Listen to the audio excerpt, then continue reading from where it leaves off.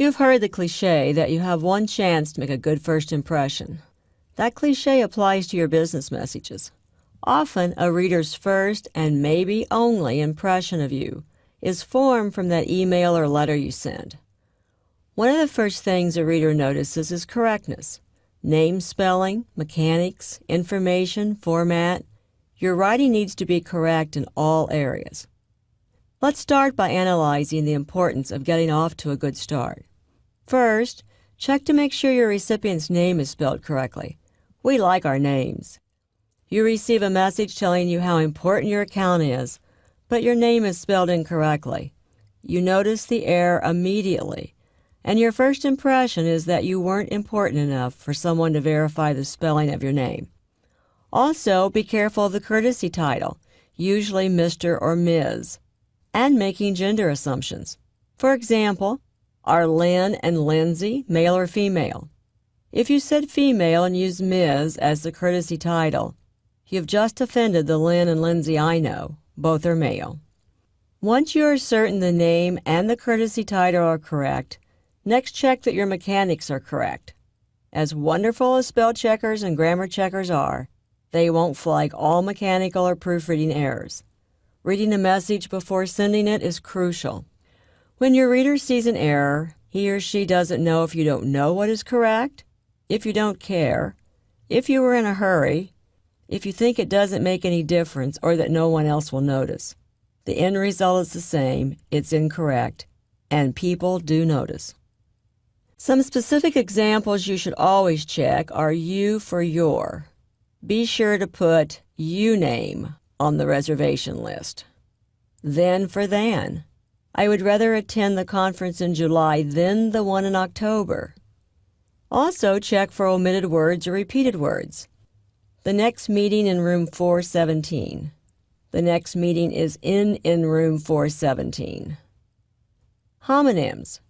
Words that sound alike but have different spellings, such as IT''s and ITS.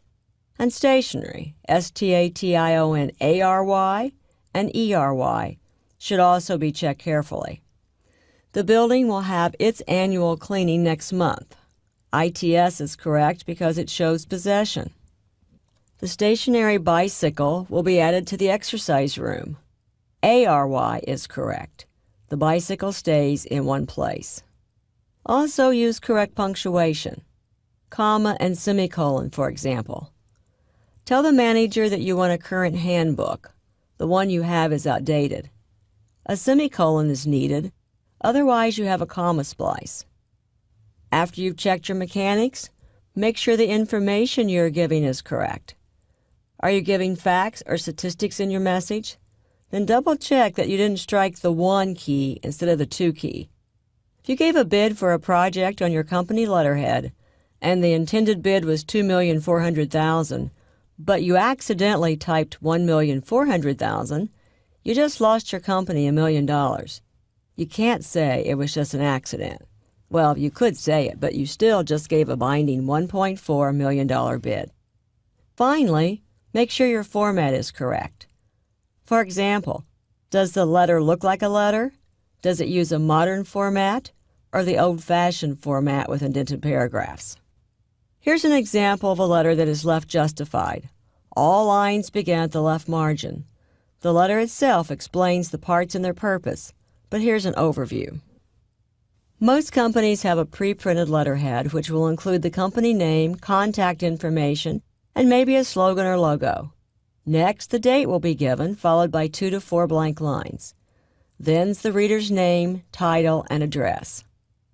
A double space below the inside address is the reader's courtesy title, Mr., Ms., or Dr., followed by the last name. A colon is used after the names in business letters. A comma is generally used for personal letters. Another double space, and then use a subject line. Although a subject line in this letter style isn't required, it helps the reader immediately identify the purpose of the letter. The actual body of the letter is then given. If the letter is more than 1 page, each additional page needs a continuation heading that includes the reader's name, the page number, and the date. A double space below the last line of the letter's body is the complimentary close. Sincerely and cordially are the most frequently used. Very truly yours is an old style that is rarely used today. Then leave 3 blank lines for the writer's signature. The only other ending parts might be the reference initials. Those are used if someone other than the person who wrote the letter actually types it. If you've mentioned in the letter that something is enclosed, then an enclosure notation is used. And finally, the names of others who might have received a copy of the letter are listed. So correct names, title, grammar, information, and correct letter format. Correct in all those areas. Overall, those are easy areas to check. The result? That good first impression.